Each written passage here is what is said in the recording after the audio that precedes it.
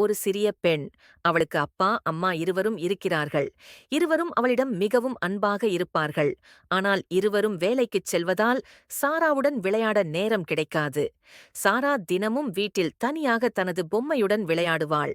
வீட்டின் வாசலருகே நின்று கொண்டு அருகிலிருக்கும் குழந்தைகள் சேர்ந்து சிரித்துக் கொண்டாடும் மகிழ்ச்சியை கவனமாகப் பார்ப்பாள். அவளுக்கு நண்பர்கள் இல்லாதது பற்றி கவலையுடன் பார்த்துக் கொண்டிருப்பாள். அவளது கண்களில் ஒரு துளிச் சோகம் தெரியும். சாராவின் பிறந்த நாள் நெருங்கிக் கொண்டிருந்தது. ஆனால் அவளுக்கோ அதைப் பற்றிய எந்த சந்தோஷமும் தெரியவில்லை. அவள் மனத்தில் எண்ணிக்கொள்கிறாள், எனக்கு தோழிகள் இல்ல, பிறந்த நாளை யாருடன் கொண்டாடலாம்? அவளது கண்கள் மெதுவாக கலங்குகின்றன. அந்த நேரத்தில் அப்பா தன்னுடைய அலுவலக வேலை முடித்துவிட்டு லேப்டாப்பில் என்ன பரிசு கொடுக்கலாம் என்று தீவிரமாக தேடுகிறார்.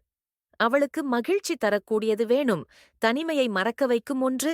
அப்பா ஒரு சமயம் சிரித்தார். அவர் கண்களில் நம்பிக்கை தோன்றியது. இதுதான் சரியான பரிசு, வீட்டில் இனிமையான அலங்காரம்.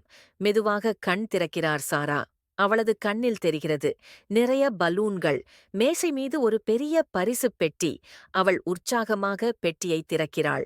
அதற்குள் உள்ளே ஒரு அழகான பக்குட்டி நாய். அது அவளது முகத்தை பார்த்துவிட்டு வூஃப் என்று மெல்ல குரைத்தது. சாரா ஒட்டிக்கொண்டு மகிழ்ச்சியாக இது என் நண்பன் என்று சிரித்தாள். அந்த நாள் முதல் அந்த குட்டி நாய் சாராவின் சிறந்த தோழனாகிவிட்டது. இருவரும் சேர்ந்து வீட்டிலும் தோட்டத்திலும் மகிழ்ச்சியாக விளையாடத் தொடங்கினார்கள்.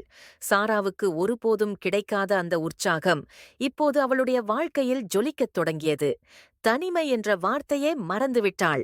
இப்போது இருந்தது சிரிப்பு, நட்பு, மகிழ்ச்சி மட்டுமே.